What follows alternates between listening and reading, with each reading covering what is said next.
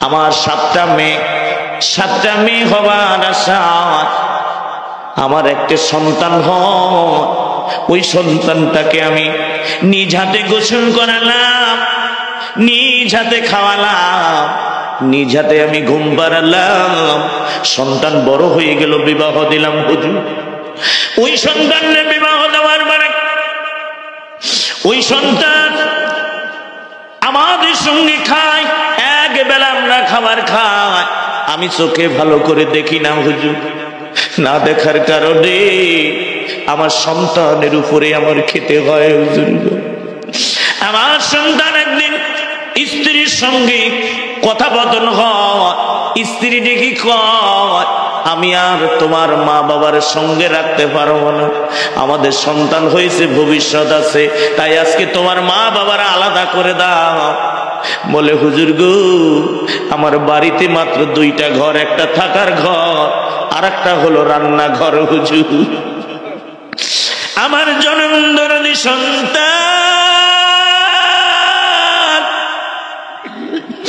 আমাদেরকে ঘর ছেড়ে দিতে পারে, রান্নাঘরের ভিতরে আমরা থাকলাম, ওই রান্নাঘরে 2 জন ঘুমাই।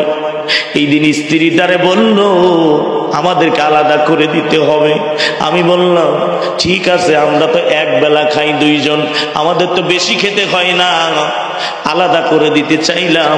সন্তান বলে না, মা বাবারে ছাড়তে পারবো না, একসাথে খাক, ওনাতে এক বেলায় খা। যখন শোনে না স্ত্রী, যখন মার সঙ্গে তর্ক হয়েছে, মারে পিটালো হুজুর। তারপরে আমি বাড়িতে ফিরলাম, আমি যখন প্রতিবাদ করলাম, আমার ওই দরদি সন্তান লাঠি দিয়ে আমার পিঠে আঘাত করেছে হুজুর। আমি সহ্য করতে পারি না হুজুর।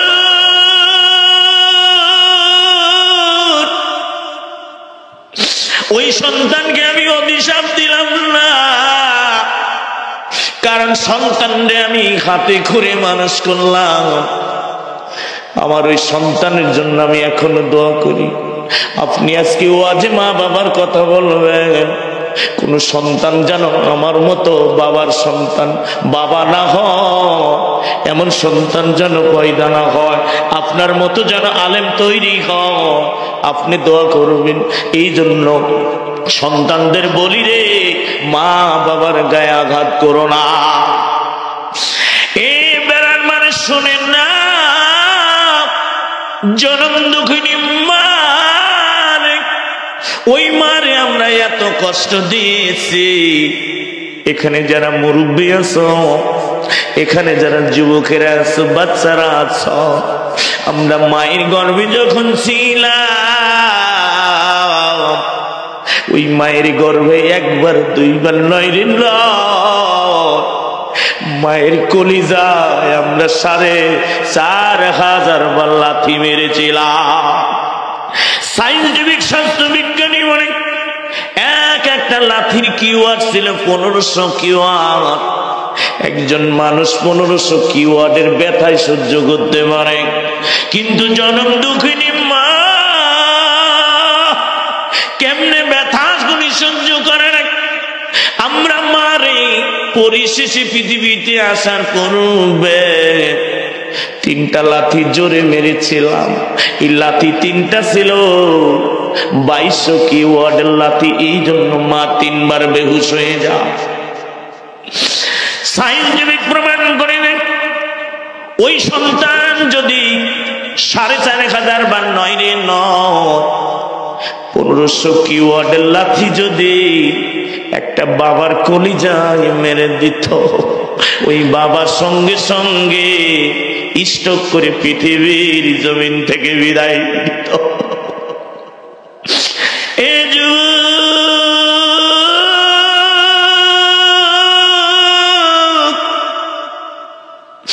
আমরা পৃথিবীর জমিনে ভূমিষ্ঠ হয়ে গেলাম, এমন সময় মা বেহুশ হয়ে যায় রে। যাও দাইমা এবার আমাদের পরিষ্কার করে দিলেন, নেখরাদি পরিষ্কার করে। জনম দুঃখিনী মা, মায়ের জ্ঞান ফিরে আসলো। দাইমা মায়ের কলিজার কাছে আমাকে তো ওকে নিয়ে গেল। জনম দুঃখিনী মা জ্ঞান ফেরার পরে আমাকে তোমাকে জড়িয়ে ধরে মা কান্দে। মা বলে, আবার সোনা মালিক রে, আয় আমার বুকের মধ্যে, আমার কলিজার মধ্যে। ওই জনম দুঃখিনী মা আমাকে তোমাকে কপালের মধ্যে, ঠোঁটের মধ্যে চুম্বন করলো। মাঝে 10টি মা 4,500 ব্যথা সহ্য করলো। ওই মা মুহূর্তের মধ্যে আমাকে তোমাকে ভূমিষ্ঠ হওয়ার পরে ব্যথাগুলি ভুলে যা। ওই মায়ের মনে কষ্ট দিও না রে যুবক। কোন মা বাবার আগে সন্তান যদি মরে যায়, যদি মরে যায়, বাবা কিন্তু কবরে দাফন করে, মা কিন্তু যেতে পারে না। সায়েন্টিফিক প্রমাণ করে যায়। ফতোয়ায় যদি থাকতো সন্তানকে মা দাফন করবে, তাহলে কেমন হতো রে? মার ভালোবাসা কেমন দেখুন। পৃথিবীতে যদি নিঃস্বার্থে কেউ ভালোবাসে, সেটা হলো জনম দুঃখিনী মা। ওয়াবিল ওয়ালিদাইনি ইহসান, তোমরা পিতা মাতার সঙ্গে নম্র ব্যবহার করো। ওয়া'বুদুল্লাহি ওয়ালা তুশরিকু বিহি শাইআ ওয়াবিল ওয়ালিদাইনি ইহসান, আল্লাহর ইবাদত করো, শিরিক করো না, মা বাবার খেদমত করো। বাবা কবরে নিয়ে যায়, আমার সন্তানকে নিয়ে গেল, বাবা কবরে নেমে দাফন করে আসেন, বাবার দুঃখ কষ্ট লাগে না চোখের পানি ছাড়া। যদি জনম দুঃখিনী মা, ওই মা যদি সন্তান রে কবরে দাফন করতে যায়, মা জননী কবরে নেমে যাবে, ওই মা আর ফিরে আসবে না, সন্তানের সঙ্গে ওই কবরে দাফন হয়ে যাবে। এই জন্য ওয়াসকুরুনি রাহমাতুল্লাহ আলাইহি আল্লাহ নবীর কাছে পত্র লিখলেন, ইয়া রাসূলুল্লাহ, ইয়া হাবিবাল্লাহ গো, আমার মাজুর মাকে নিয়ে আমি 40 বার হজ করেছি, আমার মারে নিয়ে হজ করলাম, আমার মায়ের দুধের ঋণ কি আমি ওয়াসকুরুনি শোধ করতে পারছি রাসূল? আল্লাহ নবী পয়গম্বর বানালেন, এই ওয়াসকুরুনি রে 40 বার কেন রে, 40 বার কেন?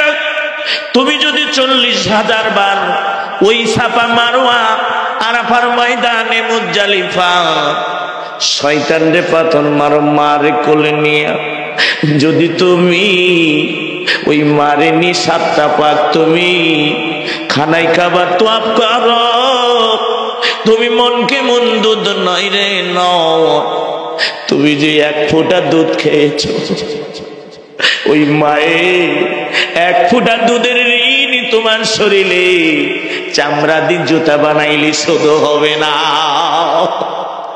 এ যুবকেরা, আজ থেকে তওবা করো, তয়বুনা, মা বাবার মনে কষ্ট দিবা না। যারা এখানে বসে আছো, আজ থেকে তওবা করো। আমরা মাকে ভালোবাসবো, বাবারে ভালোবাসবো, কেমনি একটু ভালো করে শুনে যান, ভালো করে শুনে যান।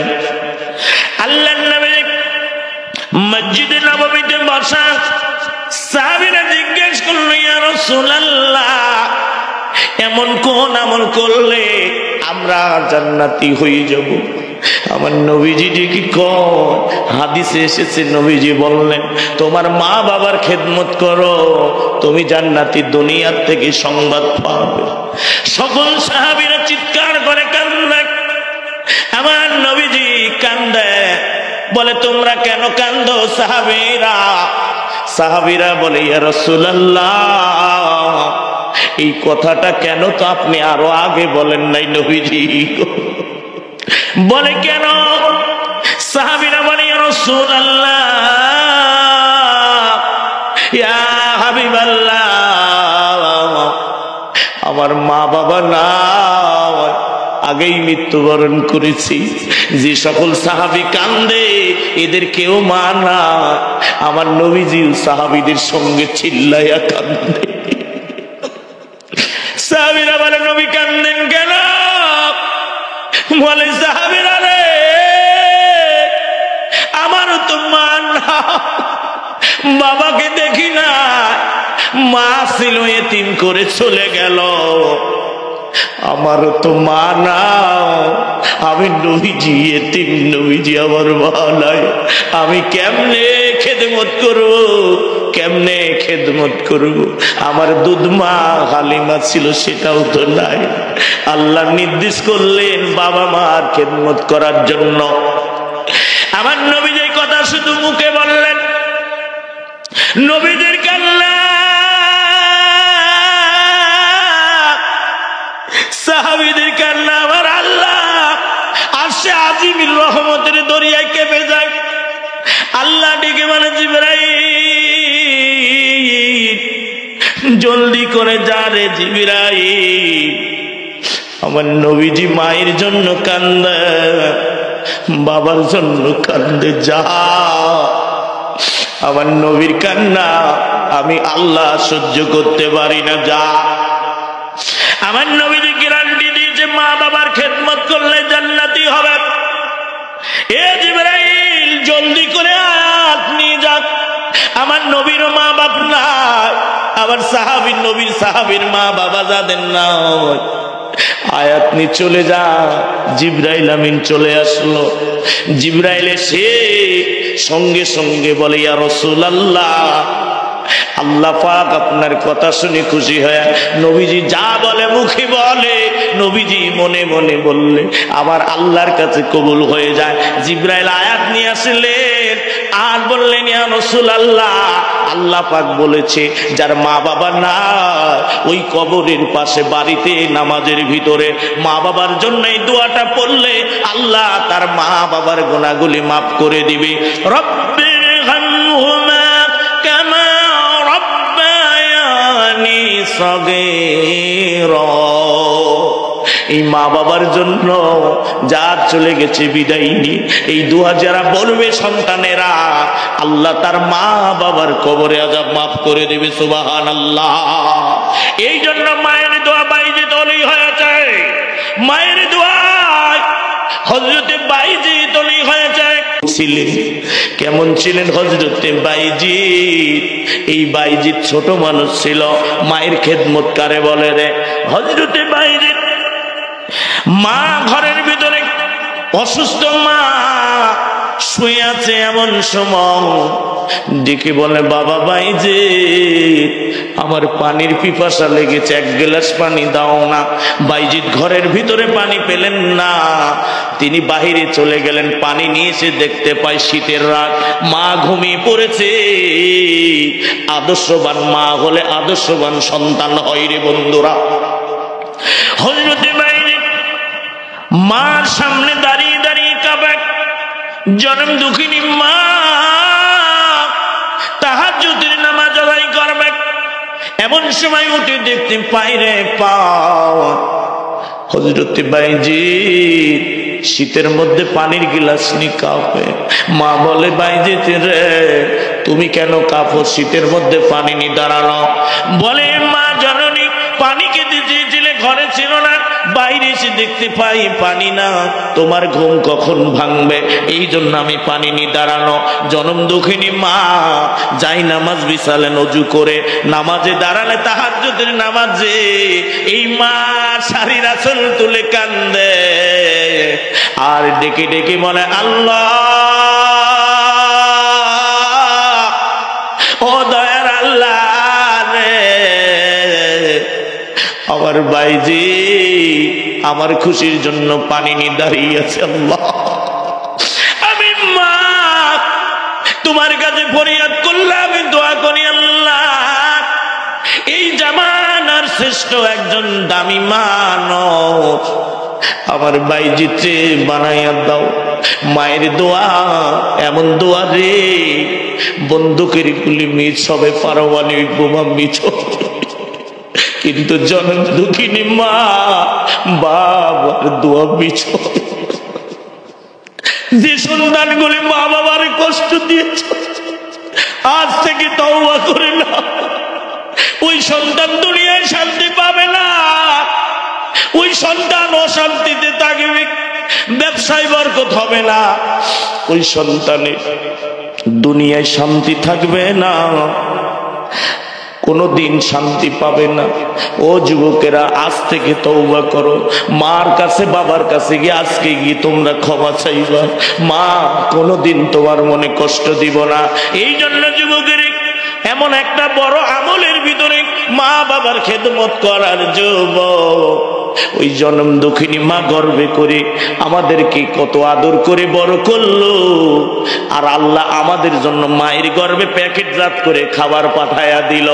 আমার আল্লাহ বলে, বান্দারে, কোন বান্দা যখন গুনাহ করতে যায় আল্লাহ পিছন দিক থেকে ডাকে, ইয়া আইয়ুহাল ইনসান মা গররাকা বিরাব্বিকাল কারীম। আমার আল্লাহ ডাকে, মানুষ তোমার কি হয়েছে, তুমি ওই দিকে পা বাড়াও, আমার কারীম নামের দয়া আমি আল্লাহ তোমাদের মাফ করে দিতে পারি। এই জন্য গুনাহ করো না, করো না।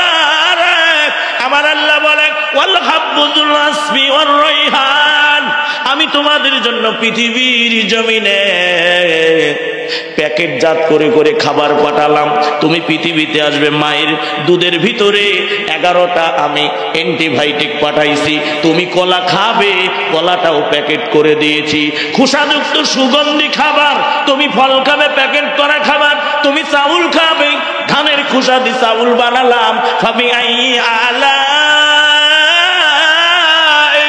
রব্বিকুমা তুকাদ্দিবান।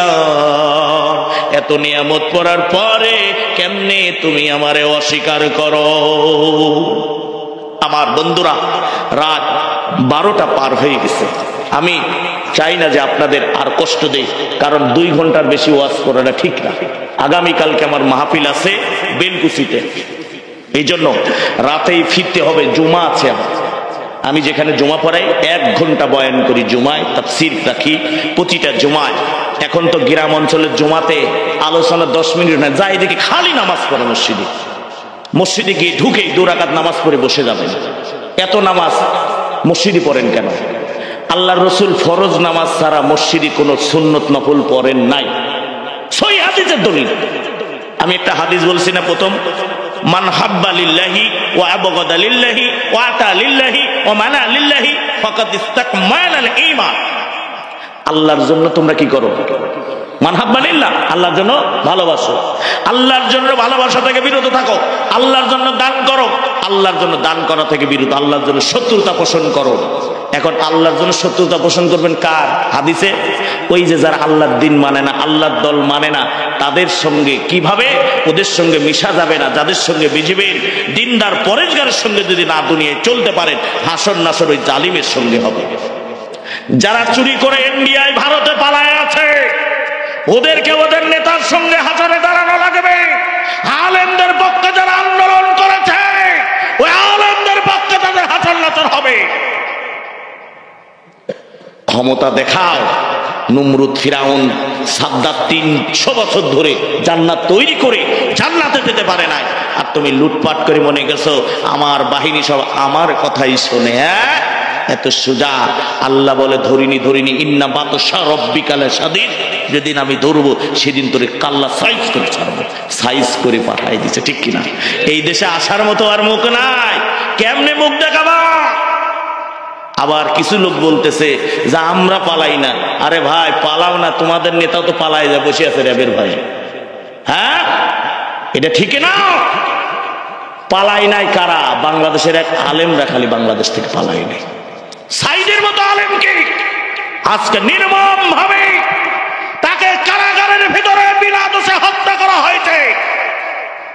প্রতিটা বিচার বাংলার জমিনে ও ট্রাইব্যুনালে বিচার শুরু হয়েছে, ঠিক কিনা? যে ট্রাইব্যুনাল বানিয়েছে সেই ট্রাইব্যুনালের বিচার হবে। যেভাবে ফাঁসি দিচ্ছে ওকেও ফাঁসি দিয়ে মারা হবে। যেভাবে আইনা ঘর তৈরি করে হত্যা করেছে ওদেরকে ওইরকম শাস্তি দিলে ওরা বুঝতে পারে। কিন্তু তা না, দেখো এদের দরদ দেখো, তোমাদেরকে ডিভিশন দিয়ে তোমাদেরকে জেলখানায় রাখছে, ওখানে বসে বসে টিস্যু পেপার ষড়যন্ত্র করে শয়তানগুলি। এই সালমান এফ রহমান এ তো হলো হাসিনার সবচেয়ে বড় শয়তান, ওয়ালিদ বিন মুগিরার মতো শয়তান ছিল।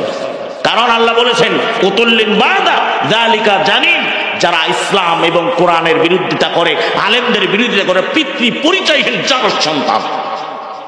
সুতরাং এই 5 তারিখের পরে যারা শিক্ষা নেয় নাই, এখনই সময়। শিক্ষা না নিলে বাংলাদেশের জনগণ আবার কিন্তু আন্দোলন করে ফিরাউনের জন্য আন্দোলন করবে, এবার করে কিন্তু উৎখাত করতে পারে, সাবধান। একটা বার 5টা বছর আলেমদের হাতে ইসলামী রাষ্ট্র বানান, আলেমদের হাতে তুলে দিয়ে দেখেন এই সমাজে চুরি ডাকারি, পুকুর দখল, ঘাট দখল, মারামারি, হানাহানি, চাঁদাবাজি হয় কিনা দেখেন একটা। বহুত তো দেখলেন নাকি? আমি মনে করি সকল ইসলামিক দল এক জায়গায় হোক, বাংলার জমিনে যেন আল্লাহ ইসলামের দিন কায়েম করেন, ঠিক কিনা? এই কথা বলতে গেলে অনেকে কয় হুজুর রাজনীতির আছে। আরে ভাই, আপনি কি জানেন না আল্লাহর রসুল 10টা বছর মদিনার রাষ্ট্রের প্রধান ছিল?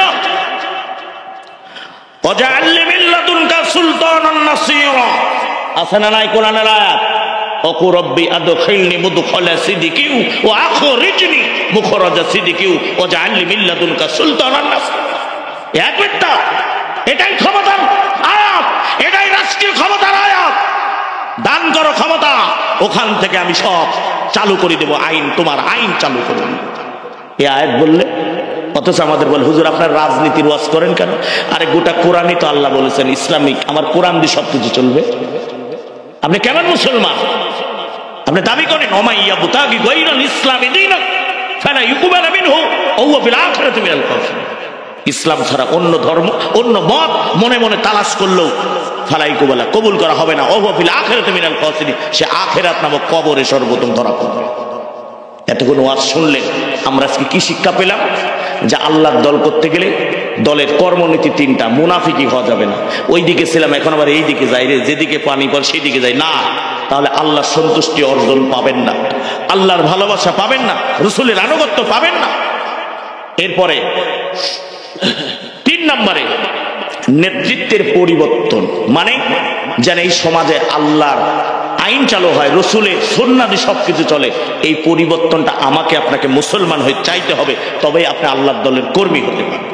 শিক্ষা, আল্লাহর দল করতে হলে রসুলের আদর্শ মানতে হবে, তা'মুরুনা বিল মারুফ, এবং আমাদেরকে সমাজ থেকে মদ, জুয়া, জেনা, ব্যভিচার, সুদ, ঘুষ এগুলো সব বন্ধ করে দিতে হবে, ঠিক কিনা?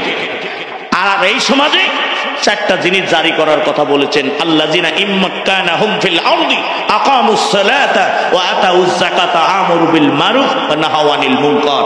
যারা ইসলামের আইন, মুমিনেরা যখন ক্ষমতায় যাবে, 1 নম্বর নামাজের আইন চালু করবে, 2 নম্বর যাকাত আদায় করবে, 3 নম্বর সমাজে ভালো কাজগুলি চালু করবে, অসৎ কাজগুলি বন্ধ করে দিবে। বাংলাদেশে সরকারিভাবে মদের ফ্যাক্টরি আছে না নাই? কোথায় আছে? কেরোয়ান কোম্পানি, ঠিক কিনা? প্রত্যেকটি 5 স্টার হোটেল, প্রত্যেকটা হোটেল নারী মদ জায়েজ আছে না নাই? সুদ জায়েজ আছে না নাই? তাহলে আপনি বলতেছেন আমরা ইসলামী রাষ্ট্র কেমনে? ইসলাম যদি থাকে এগুলা কেন? আফগানিস্তান দেখেছেন 3 বছর কি করেছে? আমেরিকার টাকাকে টিক্কা দিয়ে চলে গেছে, তাদের চাইতে দামি টাকা তাদের। উন্নতি, তারা বিমান তৈরি করে, তারা নিজেই গাড়ি তৈরি করছে, তারা গ্যাস উত্তোলন করছে, এমন একটা মেডিসিন তারা পেয়েছে যে মেডিসিন গোটা পৃথিবীর সবাই সেখানে যেতে হবে, যেটা ব্যাটারি তৈরি হয়। সেই খনি আলেমদের অবদানের কারণে, ইসলামের অবদানের কারণে আল্লাহ এগুলা খুলে দিচ্ছে খনিগুলা। আবার যারা আমেরিকা তাদের উপরে জুলুম করলো, তাদের জুস খেয়ে তারা বলছে 1 নম্বর জুস, কোনো ভেজাল নাই। কারণ ইসলাম যখন ক্ষমতায়, কোনো খাদ্যে ভেজাল আসতে পারে না।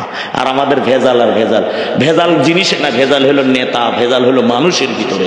এই ভেজাল মুক্ত মানুষ, ভেজাল মুক্ত নেতা নির্ধারণ করা যেদিন বন্ধ করবেন, সেদিন সমাজে, রাষ্ট্রে আর কোনো খাদ্যে কোনো জায়গায় ভেজাল থাকবে না। আমরা তো টাকার কাছে বিক্রি হয়ে মেম্বারও মাস্টার্স না হলে আর হতে পারবেন না। মূর্খ মানুষ দ্বারা, হিরো আলমের মতো লোক এমপির দ্বারা। আপনারা আজ থেকে শিক্ষা নেবেন, আমি আর বাড়াতে চাই না। আমাদের শিক্ষা হলো যে আল্লাহর দল করতে গেলে আমাদের কি কি কাজ করতে হবে। নামাজ আছে না নাই? আছে। যাকাত আছে না নাই? সবই আছে। আমার ভাইরা, মাহফিল হলো মসজিদে, মসজিদের টাইস হয়ে গেছে না? বাদ আছে কি কি? এটা কি মসজিদের বাউন্ডারি? বেশি নয়, ডিস্টেম্পার, তার মানে সবই হয়েছে। কালার আপনারা 4টা কাজ করবেন। 1 নম্বরে নামাজ, 2 নম্বরে পর্দা, 3 নম্বরে স্বামীর খেদমত, 4 নম্বরে আপনার সতীত্বর হিফাজত করবেন মা। এই 4টা কাজ করলে আপনারা জান্নাতি হয়ে যাবে। হযরত খাদিজার সামনে আমার নবীজি যখনই আয়াতে কারিমা তেলাওয়াত করলেন তখনই খাদিজা একটা চিৎকার দিলেন। চিৎকার দেওয়ার পরে নবীজি ডেকে বলে, খাদিজা তুমি কেন চিৎকার দিলে বলো না? বলে, ইয়া রাসূলুল্লাহ, ইয়া হাবিবাল্লাহ, আপনি বলেছেন হাসরের ময়দান যারা অস্বীকার করবে, কিয়ামতকে অস্বীকার করবে, তারা জাহান্নামী হবে। নবী গো, আমি খাদিজা, আমি বুঝি আপনার খেদমত করতে পারি নাই নবী গো। ইয়া রাসূলুল্লাহ, আমি খাদিজা বুঝি আপনার খেদমত করি নাই, আল্লাহর রাস্তায় বুঝি আমি অর্থ প্রদান করি না, আপনারে বুঝি আমি ভালোবাসি না। ইয়া রাসূলুল্লাহ, খাদিজার কখন জানি মালাকাল মউত এসে যায়। ওই কবরে সর্বপ্রথম ধাপ হলো কবর। ওই কবরে কি জবাব দেব নবী গো? আমি জীবনে কোনো কিছু আপনার কাছে চাই না, 3টা জিনিস চাই। আল্লাহ নবীর কাছে 3টা জিনিস খাদিজা চায়। আল্লাহ নবী ডেকে বলেন, খাদিজা তুমি কি চাও বলো না? আল্লাহ নবী কি খাদিজা ডেকে বলেন, ইয়া রাসূলুল্লাহ, ইয়া হাবিবাল্লাহ, আমি খাদিজা যদি মরে যায় 1 নম্বর চাওয়া হলো আপনার জামা দি কাফন দিয়ে দিবে। 2 নম্বরে নবীজি ওই কবরে খাদিজা যখন আপনি রাখতে যাবেন, আপনি নবীজি কবরের ভিতরে নামবেন, তারপরে খাদিজারে দাফন করবেন। 3 নম্বরে নবীজি গো ওই কবরে দাফন করার পরে 2 জন ফেরেশতা আসবে। ওমা রব্বুকা ওমা দীনুকা ওমা নবিয়ুকা, এই 3টা প্রশ্নের জবাব আপনি দিয়ে তারপরে কবর ছেড়ে আসবেন। হযরত খাদিজা ইন্তেকাল করে চলে গেলেন। আমার নবীজি খাদিজার লাশে বাঁচি বুঝি বুঝি কান্দে। সাহাবীরা বলে, বুড়ি মানুষ মরে গেছে, আপনি কেন কান্দেন? নবীজির কান্না বেড়ে যায় আর ডেকে ও সাহাবীরা রে, খাদিজার সম্পর্কে জানো না? খাদিজা সব সম্পদগুলি বিক্রি করে দেই, আমি নবীজির কদম মোবারকে ফেলে দিয়েছিল আল্লাহর দ্বীনের জন্য। হীরা পর্বতে খাদিজার কাফেরদের চোখ ফাঁকি দিয়ে খাবার নিয়ে যেত আমার জন্য। যাও জলদি করে যাও, আমার খাদিজার দাফনের ব্যবস্থা করো। নবীজি খাদিজার জানাজার দোয়া পড়লেন। এবার নবীজি খাদিজার কবরের ভিতরে নেমে যা। আল্লাহর নবীজি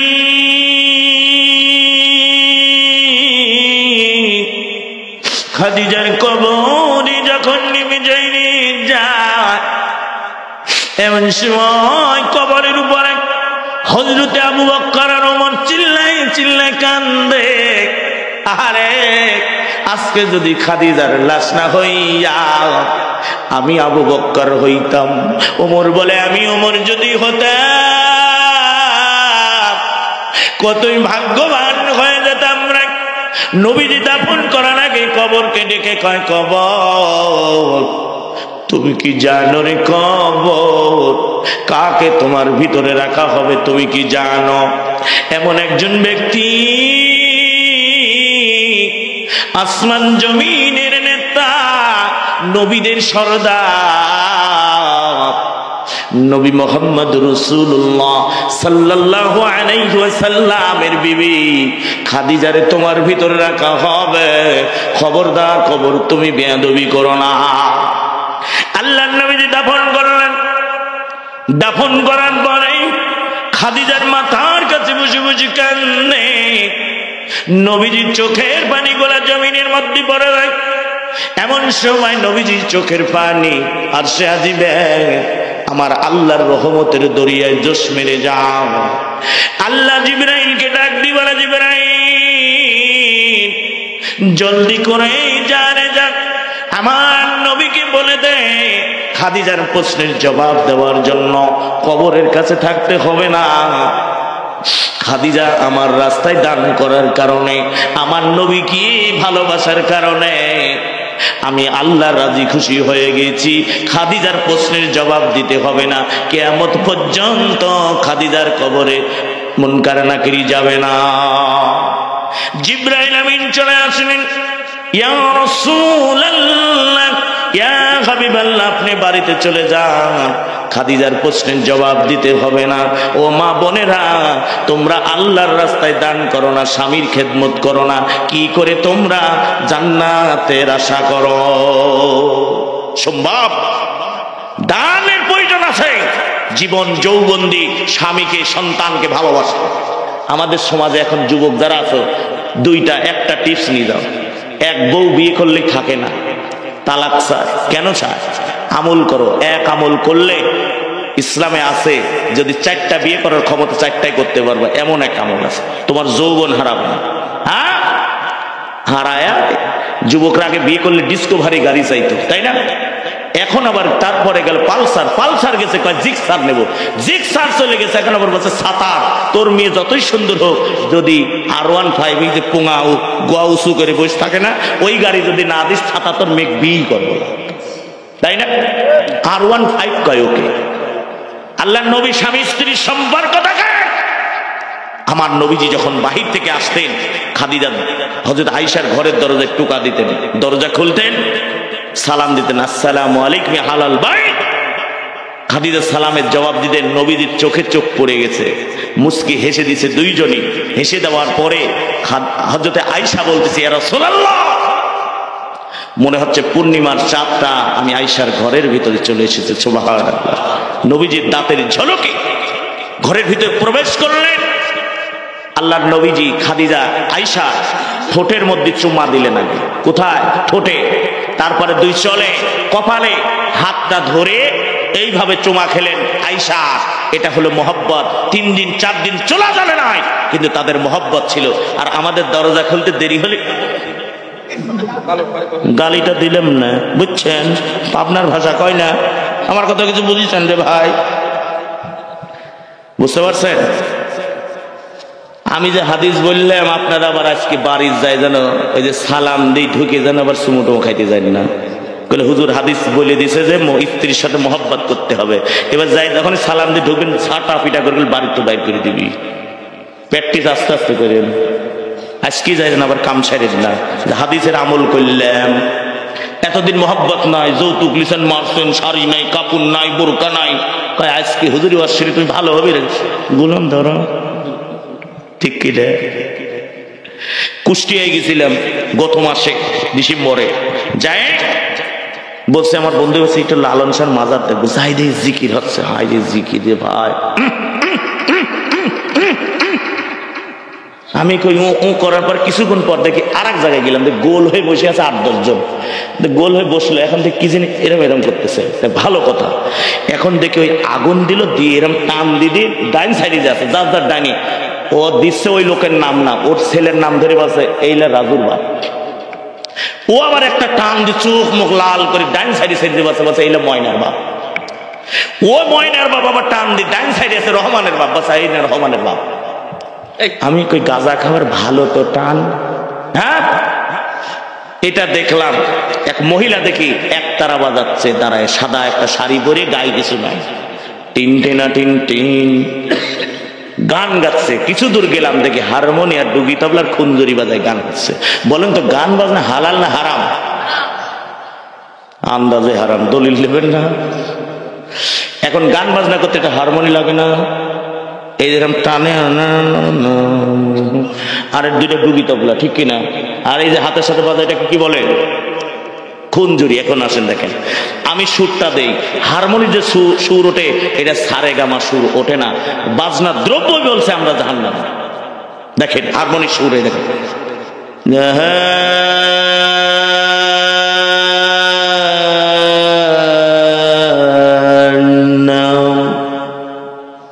জাহান্নাম সুর ওঠে। তার ডুগিয়ালা তাল দিচ্ছে, বলছে কয়জন কয়জন কয়জন। এবার খুঞ্জুরিয়ালা বলতেছে তিনজন তিনজন তিনজন তিনজন তিনজন তিনজন, আমরাই তিনজন জাহান্নামী। গান বাজনা হলে রবনাবেন, বাজনা দ্রব্য বলে জাহান্নামী। এই জায়গা দেখার পরে নভেম্বরে গেলাম ফরিদপুরে, রশি বলে যাকে, রশি ধরি নাকি জান্নাতে যাবে। আবার কেউ আছে বলে তোমরা তো দূরে আছো, এটা ধরো পার করবো। দাড়ি চাচা গোফাইয়াটা গাঁজা খাওয়ার জম, নামাজ নেই রোজা নাই, ইফতার খাবার জমাছে না না। ভারত থেকে আসে যত ফেঞ্চি গাঁজা মদ, বাংলাদেশের সোনার ছেলেরা হয়ে গেছে আজ বদ। এই সমাজে আলেম ওলামা গুণী লোকের নেই কখনো দাম, হক কথা বললে পরে আয়না ঘরে আর ফাঁসির কাছে দিতেই হবে জান। এমন সমাজের রাষ্ট্র কি আপনারা চান? তাহলে চান না? 800 কিলো যাই দেখি ভাই, সুর কি দিমু নাকি? না থাক, আমি কি এবার কেবা জিকির, আল্লাহর নাম নাই। দয়াল বাবার নসিদাইরা পার হই মদিনাতে, ওই মদিনার পরশেতে যাব আমি জান্নাতে।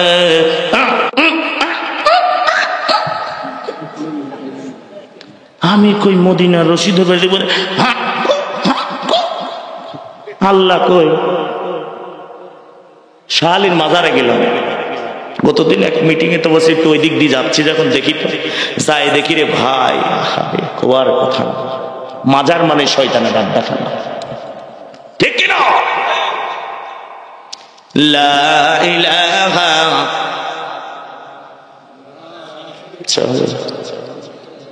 চার মধ্যে অনেক চিনি দিছে তো এই জন্য আমি খাচ্ছি না বেশি, অল্প একটুখানি দিতে হবে।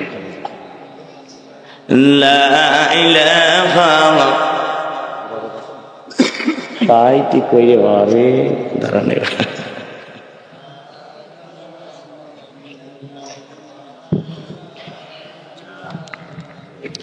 আকাশে তারা গলি, আকাশে তারা গলি, ঝিলমিলি ঝিলিমিলি জ্বলছে, গাছে গাছে ফুলগুলি সৌরভে দুলছে। রসূল এসেছে, আল্লাহর হাবিব এসেছে, রসূল এসেছে, হাবিব এসেছে। লা ইলাহা। আরব দেশে কাবার পাশে, আরব দেশে কাবার পাশে, মানবের সেরা মানব এসেছে, হাবিব এসেছে, রসূল এসেছে, হাবিব এসেছে, আল্লাহর রসূল এসেছে। লা ইলাহা।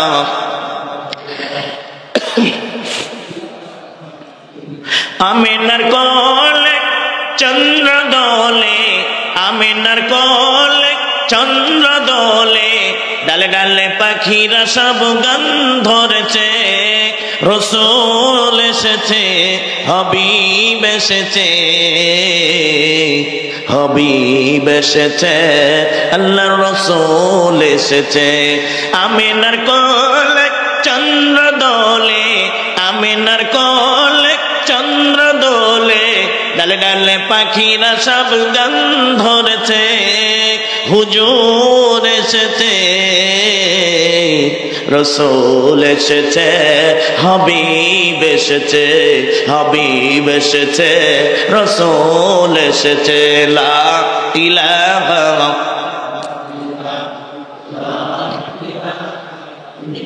লা ইলাহা ইল্লাল্লাহ মুহাম্মাদুর রাসূলুল্লাহ সাল্লাল্লাহু। আপনাদের কষ্ট হচ্ছে নাকি? বন্ধ করে দেখি, এরপর তা ইম্পর্টেন্ট ভাষা রয়েছে,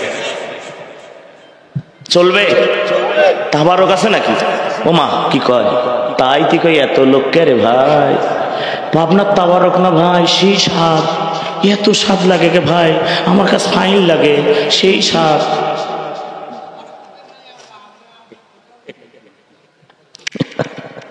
এখানে অনেক যুবক আছে, অনেক মুরব্বী আছে। আমাদের সমাজের 1 নম্বর কালচার হলো আজ বর্তমান যুগে বিয়ে করে সন্তান, মা বাবা দেখে না। আমি এখানে আসার আগে আমি কোন জায়গার সন্তান আপনারা কি জানেন? জানেন? আমার জন্ম পাবনা মাটিতে, পাবনা সদরে আমার জন্ম, কিন্তু আমার কাগজ কলমে নেই, পাবনায় শুধু জন্ম। এই জন্যই পাবনার ভাষাও ভালো বলতে পারি। এখানে আসার আগেও আমি আমার মাকে বললাম ওষুধ কিনবো, সঙ্গে সঙ্গে বিকাশে 1000 টাকা পাঠাইছি শুধু ওষুধের জন্য।